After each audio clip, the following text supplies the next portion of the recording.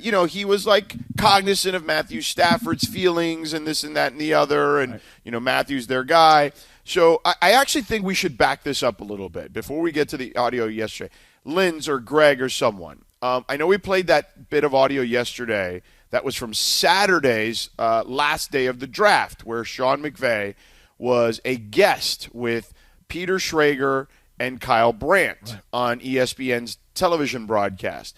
And they asked him the specific question about, like, hey, why were you so grumpy when you picked Ty Simpson, and like what went into that? And McVay kind of outlined what we were talking about Stafford. So I think that context matters here. I'll play that one first. Hopefully Cappy can hear it. Oh, I can hear it just fine, even though I'm on the verge of electrocution here. Okay, great. Yeah. All right, so Linz, let's play that one first on Saturday. Kyle Brandt, Peter Schrager asking McVay, hey, dude, why were you so grumpy with Ty Simpson? It goes something like this, George. Well, I'll tell you. Well, there was some other things I was grumpy about that, you just navigate normally. But I think the main thing, Kyle, was you just wanted to make sure that I would have been stoic by nature anyways, just based on the respect for Matthew, because it's a unique situation. You get a chance to be able to, take a player that you like at a really important position, but you don't want it to be minimized or misunderstood in terms of what this means in terms of our investment and our commitment to Matthew for as long as he wants to continue to play. And so you're kind of teetering that line, and clearly, I came off a little grumpier than normal. Okay, so let's start with this before we get to the Ty Simpson stuff. Is that a plausible explanation for you, Cappy? It is plausible that Sean McVay doesn't want to celebrate like he just won Game 7 of the World Series with a walk-off grand slam because they've drafted a quarterback that's not going to play immediately, and it's not a need that they have. And I think that it's plausible that he doesn't want to overreact with happiness out of respect for Matthew Stafford. For me, maybe I'm being naive, everybody. I find that to be sort of plausible. But as the story will advance this morning, I think that's why I find it plausible, because I already know what's on the way here. What do you think? What do you think? I thought it was plausible yesterday in real time. Like, I felt like, oh, that makes sense. I remember I told the story that I saw Kyle Brandt on Scott Van Pelt's Sports Center on the night after the draft or whatever, and he made this comment about, like, what I think McVay's doing here is that he's just trying to cope for Stafford, right? That he likened it to, like, when you're married and you're kind of only been married a couple of years and your buddy's got a bachelor party in Vegas and you go to Vegas and, like, you call your wife, you're like, oh, I'm having a miserable time. I can't wait to get back to you, right? Like, you're just trying to cope, right? Like, you're not, you're just doing it because you're trying to be empathetic towards the cause, right? So there's that. Now we have that, right? We have that piece of audio. That was McVay's explanation. To me, plausible. I totally get it. I understand, right? They are navigating Matthew Stafford's feelings. Matthew Stafford is the MVP, the reigning MVP, and he's coming back next season. And don't forget one other thing, which is every year Matthew Stafford seems to be in the middle of a contract situation. He's year to year, basically. Right, exactly. And McVay said after that answer that we played, he's earned the right to be year to year, like, because of his situation, okay, and what he's accomplished. And he says, and he actually said, if he wants to stick around a year, we love it. If he wants to do 3, 4, whatever he wants to do, he is welcomed here as long as he wants, basically, is what McVay said, and I'm paraphrasing. So, Ty Simpson, back to Ty Simpson. He goes on ESPN Radio last night with Ian Fitzsimmons and Amber Wilson, and he divulges that there was a quote-unquote secret meeting during the draft process with him and McVay specifically. Let's take a listen. Here we go. It was something that we tried to keep this, under wraps as long as we could. It was something to where I knew they were interested, but, they wanted to, make it private and didn't want people to know that, they were interested. So I had some secret meetings with, Coach McVay, and, I was trying to be on script and, do what, everybody told me not to tell anybody. So, it was something to where I knew that they were interested. I just didn't know when. And then, sure enough, I had a lot of confidence in myself, and that's why I decided to come out. If it wasn't them, I felt like that it was going to be somebody else. Okay, now there's more to this, but let's just stop there for 1 second. So now does it start to make more sense? Does it start to crystallize even further? So let's just say that these two guys, Sean McVay and Ty Simpson, are having what he called secret meetings. What is a secret meeting? In other words, like when you're interviewing somebody for the draft and everybody in the league knows that you're interested in this guy or you're at least having meetings with this guy, if the league gets a hold of the fact that Sean McVay and Ty Simpson are having calls together and they're studying film on Zoom together, what do you think that does to Ty Simpson's draft stock, George? Oh, it skyrockets. Of course. So if you know that the word gets out that McVay loves this kid and they're having these private meetings because they're available at 13 and everybody thinks the kid's going to be there, anybody who might like him or might want him might try to move up ahead of the Rams to go get him, even when all the draft prognosticators said the kid is going to be overdrafted at 13. So secret meetings, on one hand, don't give the rest of the league the opportunity. And number two, when we say secret meetings, just I don't know the answer, but I'm going to throw out a question. Do you suppose these meetings were kept from Matthew Stafford as well? Oh, I'm sure they were. So okay. So now if we both agree that these were truly secretive meetings and the league didn't know and Matthew Stafford didn't know, does it now not make more sense? Because when McVay's sitting at that press conference, now it's like, oh, man, I've already spoken to Matthew, but this is all going to come out. But which, by the way, it didn't need to come out because, listen, Ty Simpson's a young man, and he played at the highest level of college football. But it was also in Alabama, not L.A. I don't know who told this kid that it was okay to go tell this story. Sure. Now right? It doesn't really matter because, I'm sure when McVay told Stafford, when he had the conversation with Stafford, I'm sure he told him, hey, we met with the kid. You know what I'm saying? Like, and we think that he's somebody that down the road can help us. Like, I don't think he needs – I don't think that part of it is as big a deal now because to Lindsay's point, whenever he did talk to Stafford, I'm sure they gave him the full download. Yeah, I'm just this to me is a young kid who's telling a lot of a story, and I wonder what the Rams' reaction will be. Like, we don't care, it's fine. Or it's like, hey, man, just going forward, like, just kind of keep this stuff under wrap. We don't need to tell the whole world all this stuff. Don't you think that would have come out eventually? Because remember, in the draft press conference, after he was on Zoom with all the reporters, and somebody asked him if he had talked to Sean McVay, and he's like, nope, never talked to him, never met him before. So then I think maybe after the fact, they were like, well, we don't want you to lie. Like, now that we've drafted you, you can say right. That. That's what I think. I can totally see that. That's plausible. That's a good point. I'll buy that. I can totally see that. I'll buy that. Okay, so now there's more to this, all right? So then he was asked about, okay, what was that first meeting with McVay like? Here he is. No, it was great. We met at the facility, and it was something to where we just talked for hours and hours, and it was just football. It was just straight football.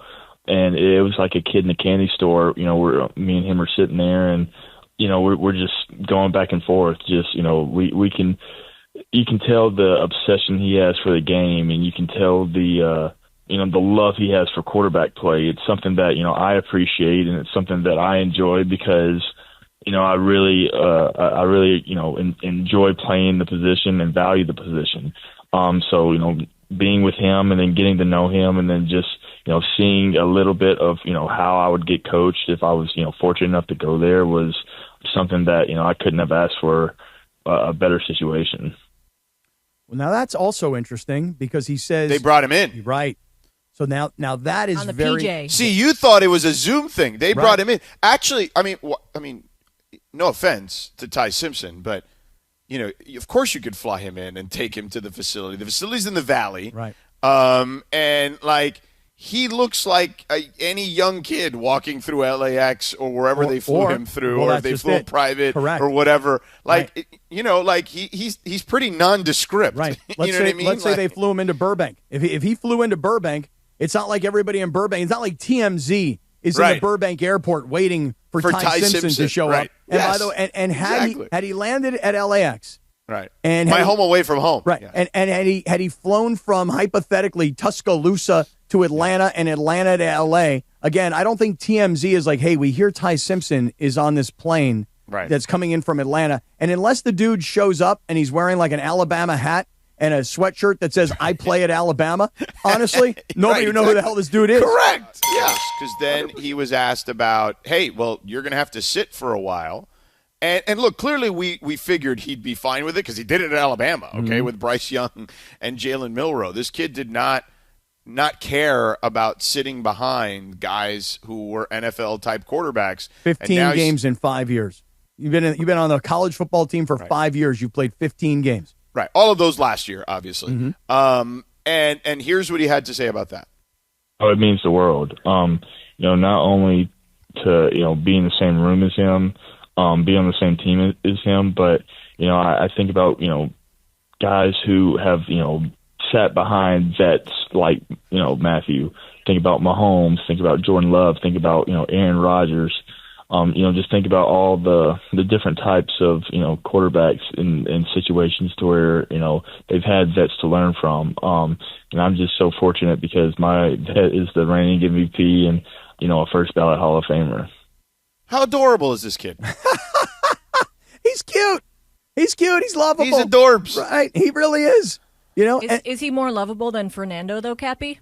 I'm going to have he's to get getting to there. know him. He's getting there. I got to be honest. I'm going to have to get to know him a little bit more before I can put him on Fernando cuteness watch. I mean, I've met Fernando, and Fernando is adorbs too, but I got to be honest, Ty Simpson pretty adorable. Yeah, adorbs. I like that. That's right. Yeah. Listen, I think this story is so fascinating because of the way people immediately jumped on Sean McVay the night of the draft.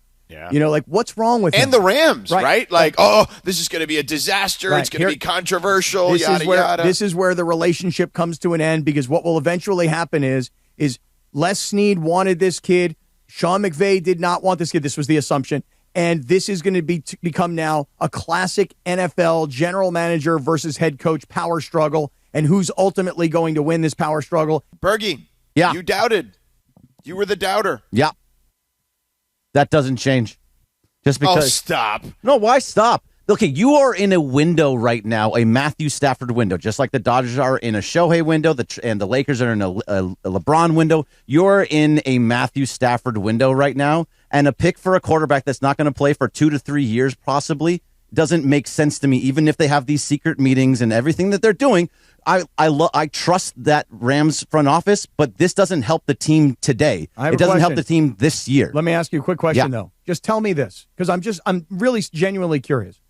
What did they need at 13? Are we doing this again? Yes. Is the cornerback, and then you got all I'm just asking. I'm being very serious. Like, to me, very few teams in the NFL have the luxury of having a Super Bowl ready roster. And look, just to give you an example, you look at Seattle, right? When you think of Seattle and you think of the Super Bowl, who was their running back this year in the Super Bowl? That was like their top running backs. Remember they had two. They had Charbonnet and they had the third. What's the? No, the first, the guy who actually left. And I'm having a hard time remembering his name also. So he wasn't a household name, but he wound up having a good run in the playoffs after Charbonnet got hurt. Kenneth Walker. Thank you. Okay, thank you. So now here's the thing. The Seahawks needed to replace a running back, right? I mean, that's something that they needed to replace. The Rams needed secondary help. They got it through free agency. And they signed the kid who's a star player to a long-term contract, whole plugged. So my question to everybody is this. What position did the Rams need desperately to take them from where they were this close to the Super Bowl to now we got the player to fill the hole? They got Trent McDuffie. They got Jalen Watson. Those are the answers. Yeah, that's what they – and again, yes, if you put them in the 13 spot, you'd be happy with that. I totally understand that. But because you already traded for those guys and you have – what would be the thing now that you needed? Right, so tell me, that's what I'm asking. To me, I would say you still need wide receiver. Why? You still need offensive lineman. Okay, I'll go with offensive line. Okay, because Kanata Mumfield was good, decent to good. He's not the next coming by any means. I think that you also still need another wide receiver. Mekhi Lemon was right there, and I think makes a lot of sense for this team to help Matthew Stafford this year and to have him for the next couple of years. The only thing about Ty Simpson to me is just that he's not going to help for a few years, and he's not going to help Matthew Stafford get better. Okay. He's not going to help Matthew Stafford get another Super Bowl or take this Rams team this year or next year to the Super Bowl. And when it's his time to be the starter, which he possibly can be, that's not for he's going to take him time to get back to that. So you're in a window right now, and to me, going with somebody an offensive lineman to help protect Stafford at 38 years old or another wide receiver to be able to give him another weapon makes more sense to me. Okay, I'll just say this. I would have had absolutely zero issue if the Rams would have taken an offensive lineman. I would have had zero issue with that. I do not believe that they need a wide receiver, because drafting a wide receiver indicates to me that either Devontae Adams only has about a year left, and that they're not going to re-sign Puka Nacua. But by not drafting a wide receiver, that tells or intimates to me they believe that Puka is going to get it together, and they think they've got a little bit more time with Devontae Adams. And by the way, I think that they feel pretty good about guys behind them like Jordan Whittington.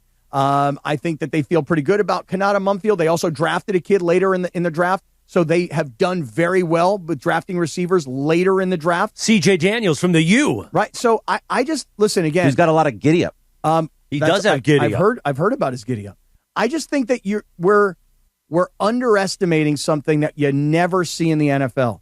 And that is that the roster from last year was improved in the exact area they needed it for this year. And that roster is set. Remember last year in training camp, we were like, this is kind of a boring training camp because there's really no battles for any positions. Yeah. Going into this training camp, there will be zero battles for positions this year. I think for the third wide receiver, there will be between Mumfield and Whittington. That's going to be a little bit of a battle. But if you had a Lemon in there to help push those guys, and what if he does become this great receiver that you can have? Now you have three. I think three receivers on a championship winning team is kind of important. Maybe not the end all be all. And they went very heavy on tight end, which I think is interesting because they like to go to that 13 personnel. I just look right now because I feel the same way. And Sedano, you talk about the LeBron window all the time. I talk about the Shohei window. This feels like a Stafford window, and you should maximize it to the best of its ability.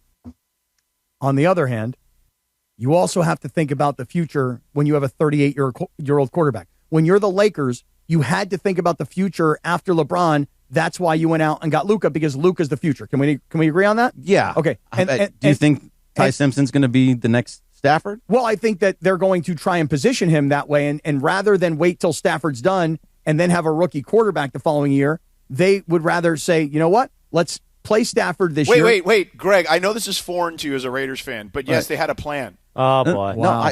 I know they have a plan. And look, I will just like I trust Andrew Friedman wholeheartedly, I trust McVay and Sneeds. I saw like what they choose to do makes a lot of sense. To me, I think you maximize this guy as much as possible right now. To Cappy's point, what was their biggest need going into this offseason? It was cornerback. They got those guys. They got one of the best guys to do it, right? Two really good ones. Well, they got one of the best guys to do it, and they got a pretty solid guy, too, right. in addition. Trent McDuffie is considered an all-pro player at a very young age. Jalen Watson is considered a really nice player also. Yep. Maybe not all-pro caliber, and maybe not $100 million guy. More than serviceable, right. Yes. It helps the secondary. Mm-hmm. That's what matters. That's right. Yeah. So let me ask you this. Let's do it. Let's flip this. Okay. If they would have traded the 13th pick for Trent McDuffie and whatever else they got, right? And yes, I'd be happy with Trent McDuffie. And then taking Simpson with the 30th pick, one of the last picks in the first round. Do you believe that this would have been as big a deal?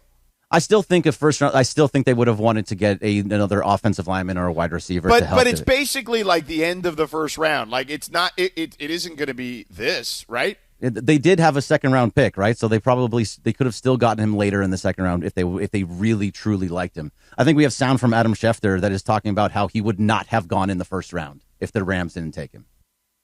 Ty Simpson probably wasn't going to go anywhere up top to anybody other than the Rams who decided to make that selection. If the Rams had not chosen Ty Simpson at that spot, I am not convinced that he would have gone in the first round. I am not convinced. We'll never know for sure, but my sense is he wouldn't have. I'll tell you this. Okay, and that's fine. But here's what we said or whatever it was now. What was Thursday? Mm-hmm. Friday? If you have conviction about someone, you take them. This notion of right. If you have conviction about someone, you take them. I don't have an issue with because you were like, oh, well, trade down. Not unless you have conviction. Not unless they must have felt somebody was going to take him. And you know what? I mean, Adam knows this more than anything, but more than anyone. But I would find it hard to believe that the Steelers or someone like that who desperately need a quarterback would not have at least considered taking him. Well, let's go a step further. If by chance it had gotten out that Simpson had traveled to L.A., correct, had visited that changes the Rams, the board, right? No doubt. Because so what Adam is saying is that he doesn't think anybody would have taken him if the Rams don't at 13. But what he didn't say, at least in that clip, was, now, had the NFL world known that Sean McVay was having these secretive meetings. Well, use clandestine again. That was a great word. It's a good word, right? I almost did use it a second time, but it's a perfect description. Yeah, because it is really under the radar. You know what I mean? Yeah. And so when you are having these clandestine, secretive meetings with the Rams, if that gets out to the world that Ty Simpson had traveled to L.A., the rumor mill goes, oh, the Rams are going to take him at 13. Once the world thinks that the Rams are going to take him at 13, somebody who wants a quarterback is going to come up, make a move, and go take the kid. Now, if you love the kid, and it sounds like the Rams did, well, they wanted to keep this as quiet as possible so that nobody would go near the guy. And everybody can doubt the Rams. And Greg, you bring up valid points. I'm not here to tell you that I don't think they're valid. I just think that if you believe in Andrew Friedman, I do. If you believe in Les Snead, I do. Then you should believe that they know what the hell they're doing, and that's why they get the benefit of the doubt from somebody like me. You go into the draft, and I'm a big believer you draft a quarterback when you want one, not when you need one, as part of the QB rules that I put out there, as featured on ESPN.com not once but twice, no big deal. And I think every dot is connected. Here's what it is. They always wanted Simpson. They never wavered on that. They knew if they put it out there or it got out there that they were interested, and Courtney Cronin brought up this point this morning, and it's an excellent point. Hey, the Rams are one of the smartest teams in the league. If they like him, why don't we? So they never put out there that they like him. They get to the draft, 13, he's available. They get him in the draft. They make sure they do all of their due diligence. As Adam told us, they communicated, obviously, with Stafford. They also communicated, which I was shocked about this one, with Stetson Bennett, their backup quarterback. And then the reason McVay looked upset at the draft was not that he was actually upset, and this is what Schefter pointed out, it was that if you're celebrating a guy that you had secret meetings with, it could come off as a negative towards the guy that you love, that you won a Super Bowl with in Stafford. So I don't think there's any controversy. I don't think there's any drama. I think everything was done really well by the Rams. I love what they did. And my biggest thing all along, Sedano Kap, is this.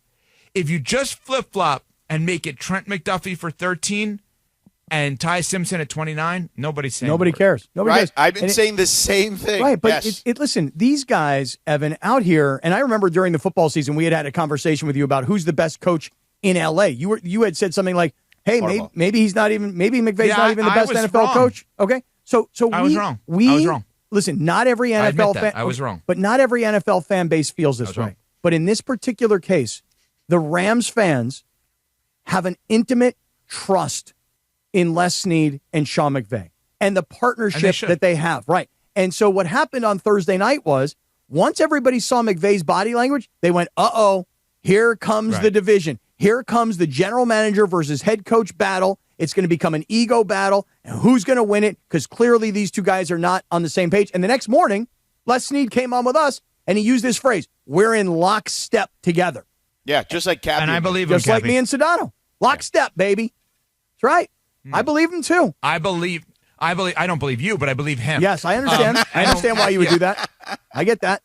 But I think in that spot, there is no evidence otherwise. And the Ty Simpson interview on Amber and Ian, I cannot stress that enough, explains everything retroactively. And then Schefter's further explanation today connects so many dots that there is no mystery. Yeah. Now, if you want to debate this, I don't even think there's a legit debate. I mean, okay, you could have one, but I don't buy into it as to, oh my God, they should have used that pick on someone else because that someone else would have helped them win the Super Bowl. Because I think if you thought the Rams were going to go to the Super Bowl on Wednesday of last week, you still thought they were going to go to the Super Bowl on Friday of last week. Like nothing changed in my mind in that regard. The only thing is whether they're right about the player. And based on the track record with these two guys in that organization, you should believe they got the player right. And what you should also believe is that while the Green Bay Packers are not perfect by any stretch of the imagination, they are the model for never really being bad, right? Because they always have a quarterback. And what the LA Rams now will likely have is from Goff to Stafford to Simpson, we're talking 20 to maybe 30 years of legit QB1. Which, by the way, doesn't always guarantee success.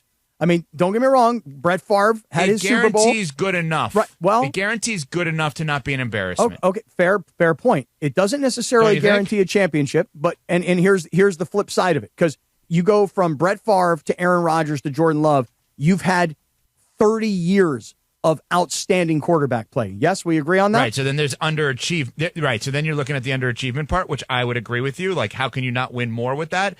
And you're right to bring that up, Cappy. But isn't that a dream conversation for the Rams as to, like, hey, you had these guys in a row. How did you not do more in theory? You had Goff get you to a Super Bowl that you lost. You had Stafford get you to a Super Bowl that you've won, and the Super Bowl comes back to L.A. this year, and the Rams will be all in. But I'll just give you just one other example, and George, you'll appreciate where I'm coming from on this.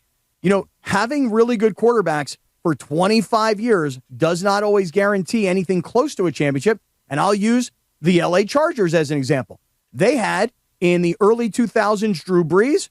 They went from Drew Brees to Phillip Rivers. They went from Phillip Rivers to now Justin Herbert, and they haven't sniffed a Super Bowl.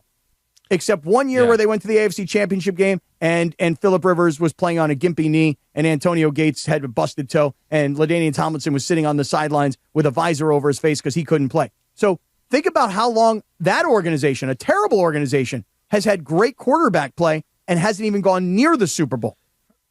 Right, understood, and probably not for today. But like, I don't believe that Phillip Rivers is nearly as good as you do. So I don't look at them having great quarterback play all that time. I understand that other people disagree with me on that, and obviously I'm not saying Goff is better than him. I'm just simply saying, and 30 years is probably too much, but I just looked. 8 of the last 9 years, the Rams have had a winning record. 8 of the last 9 years. Okay, if I told you 8 of the next 9 years they have a winning record, that is extremely believable, and there's no way you believe that Matthew Stafford will play 9 more years. No, that's the point. No, Matthew Stafford will play 1 year. They'll win the Super Bowl. He'll retire. Or Matthew Stafford will play another year. They won't win the Super Bowl, and he'll just keep on going because he just can't give it up. But the Rams have the luxury. I know that it would have been a nice. Sorry, go ahead. Well, just to finish the thought, the Rams have the luxury of having a Super Bowl ready roster today. There are no camp battles. There is nothing going into training camp that will be interesting when George and I are broadcasting from there in July. It's not like, hey, they're trying to figure out who the left guard is. They're trying to figure out who's the right cornerback.